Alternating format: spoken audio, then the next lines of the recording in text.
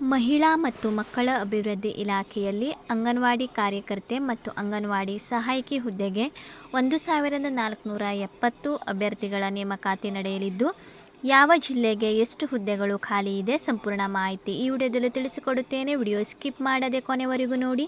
ಯಾರೆಲ್ಲ ನನ್ನ ಚಾನೆಲ್ ಹೊಸದಾಗಿ ನೋಡುವರು ಪ್ಲೀಸ್ ಸಬ್ಸ್ಕ್ರೈಬ್ ಮಾಡಿ ಮತ್ತು ಪಕ್ಕದಲ್ಲಿರುವ ಬೆಲ್ ಐಕಾನ್ ಅನ್ನು ಕ್ಲಿಕ್ ಮಾಡಿ. ಮಹಿಳಾ ಮತ್ತು ಮಕ್ಕಳ ಅಭಿವೃದ್ಧಿ ಇಲಾಖೆಯಲ್ಲಿ 1476 ಅಂಗನವಾಡಿ ಕಾರ್ಯಕರ್ತೆಯರು ಮತ್ತು ಅಂಗನವಾಡಿ ಸಹಾಯಕಿಯರ ಹುದ್ದೆಗೆ ನೇಮಕಾತಿ ನಡೆಯಲಿದೆ.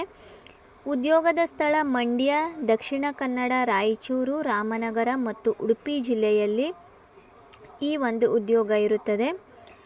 ಆಸಕ್ತ ಮತ್ತು ಅರ್ಹ ಅಭ್ಯರ್ಥಿಗಳು ಅರ್ಜಿಯನ್ನು ಆನ್ಲೈನ್ ಮೂಲಕ ಸಲ್ಲಿಸಬೇಕು. ಯಾವ ರೀತಿ ಅರ್ಜಿ ಸಲ್ಲಿಸಬೇಕಂತ ಕೂಡ ತಿಳಿಸಿಕೊಡುತ್ತೇನೆ, ವಿಡಿಯೋ ಸ್ಕಿಪ್ ಮಾಡದೆ ನೋಡಿ. ಅಂಗನವಾಡಿ ಕಾರ್ಯಕರ್ತೆ ಹುದ್ದೆಗಳ ವಿವರ ನೋಡುವುದಾದರೆ, ಮಂಡ್ಯ 73 ಹುದ್ದೆ, ದಕ್ಷಿಣ ಕನ್ನಡ 73, ರಾಯಚೂರು 125, ರಾಮನಗರ 80, ಉಡುಪಿ 57.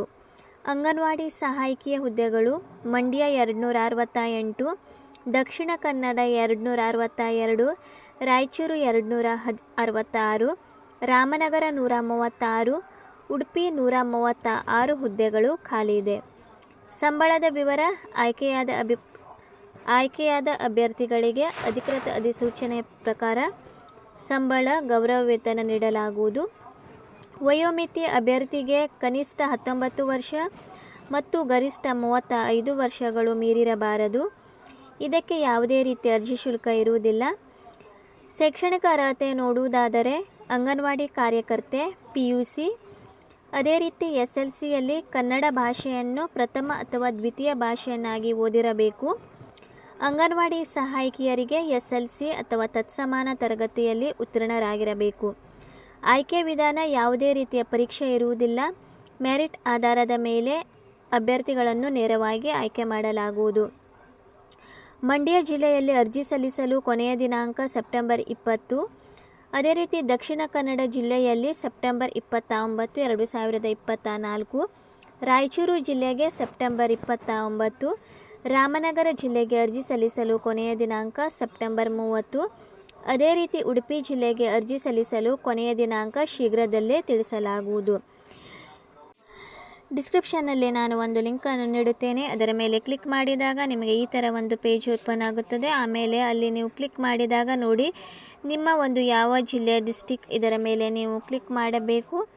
ಈಗ ಫಾರ್ ಎಕ್ಸಾಂಪಲ್ ಇಲ್ಲಿ ದಕ್ಷಿಣ ಕನ್ನಡ ಕೂಡ ವೇಕೆನ್ಸಿ ಖಾಲಿ ಇದೆ. ಸೊ ನಾವು ದಕ್ಷಿಣ ಕನ್ನಡದ ಮೇಲೆ ಕ್ಲಿಕ್ ಮಾಡುವುದು.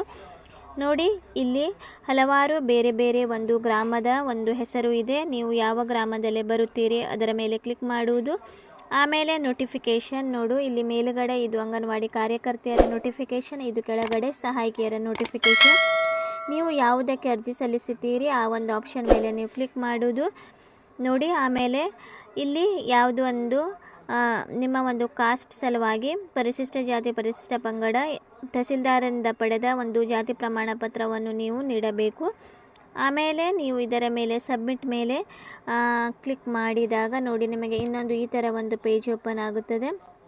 ಇಲ್ಲಿ ನೀವು ನೋಡಬಹುದು ನಿಮ್ಮ ಒಂದು ಡಿಸ್ಟಿಕ್ನಲ್ಲಿ ಯಾವ ಒಂದು ಏರಿಯಾ ಮತ್ತು ಗ್ರಾಮ ಪಂಚಾಯತಿನಲ್ಲಿ ಯಾವ ಒಂದು ವೇಕೆನ್ಸಿ ಮತ್ತು ಎಲ್ಲಿ ಸೆಂಟರ್ ಸಂಪೂರ್ಣ ಮಾಹಿತಿ ಇಲ್ಲಿ ನೀಡಿದ್ದಾರೆ. ನಿಮ್ಮ ಒಂದು ಗ್ರಾಮ ಪಂಚಾಯತಿ ಯಾವುದು, ನೀವು ಅದರ ಮೇಲೆ ಯಾವುದಾದ್ರೂ ಫಾರ್ ಎಕ್ಸಾಂಪಲ್ ಇದರ ಮೇಲೆ ಕ್ಲಿಕ್ ಮಾಡುವುದು ನೋಡಿ. ಕ್ಲಿಕ್ ಮಾಡಿದಾಗ ನಿಮಗೆ ಒಂದು ಅಪ್ಲಿಕೇಶನ್ ಫಾರ್ಮ್ ಈ ಥರ ಓಪನ್ ಆಗುತ್ತದೆ. ನೀವು ಇಲ್ಲಿ ನೋಡಬಹುದು. ಈ ಎಲ್ಲ ಅಪ್ಲಿಕೇಶನ್ ಫಾರ್ಮ್ ಫಿಲ್ ಮಾಡಿ ನೀವು ಆಮೇಲೆ ಅರ್ಜಿಯನ್ನು ಸಲ್ಲಿಸುವುದು. ಈ ರೀತಿಯಾಗಿ ನೀವು ನಿಮ್ಮ ಮೊಬೈಲಿಂದಲೇ ಅರ್ಜಿಯನ್ನು ಸಲ್ಲಿಸಬಹುದು.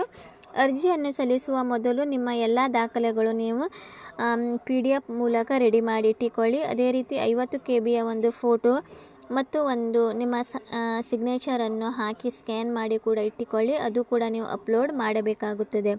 ಇದನ್ನೆಲ್ಲ ರೆಡಿ ಮಾಡಿ ಇಟ್ಟುಕೊಂಡು ನೀವು ಅಪ್ಲಿಕೇಶನನ್ನು ಹಾಕಿ. ಏನಾದರೂ ಡೌಟ್ ಇದ್ದರೆ ಇದರ ಬಗ್ಗೆ ನೀವು ಕಮೆಂಟ್ ಸೆಕ್ಷನಲ್ಲಿ ಕೇಳಬಹುದು.